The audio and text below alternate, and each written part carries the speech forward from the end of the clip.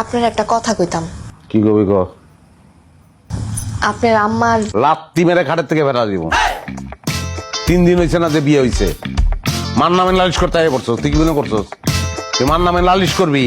হ্যাঁ, আর তোর তোর ওই আমি নাচমু? আপনি আমার কথাটা তো শোনেন। লাত্তি খাবি কিন্তু, হাঁচাই লাত্তি দিব কিন্তু। তখন তো ছেড়িকে আমার চিনা আছে।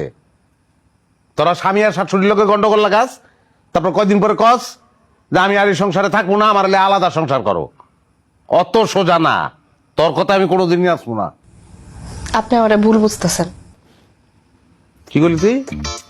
ভুল বুঝতেছি মানে? আমি হীরা ভুল বুঝতেছি? আমি ভুল বুঝলে এই লাখ লাখ টাকার ব্যবসা সম্পত্তি এগুলো সামলাইতে পারবো। কোর্টে আসামিরা শাস্তির দানের আগেও তার কথা শুনুন লাগে। আপনি তো আমার কোনো কথাই শুনতেছেন না। আমি আপনার কইতে চাইছিলাম যে আমার ওষুধ শেষ, কালকে আনার সময় লই আইয়েন। আপনি আমার কতগুলো কথা শুনাইলেন। তো কথা শুনস তো নিজের দোষে। লাগবো ওষুধ, তুই কথা আম্মা দিয়ে শুরু করস কি লিগা? হ্যাঁ, তুই ওষুধ দিয়ে কথা শুরু করবি?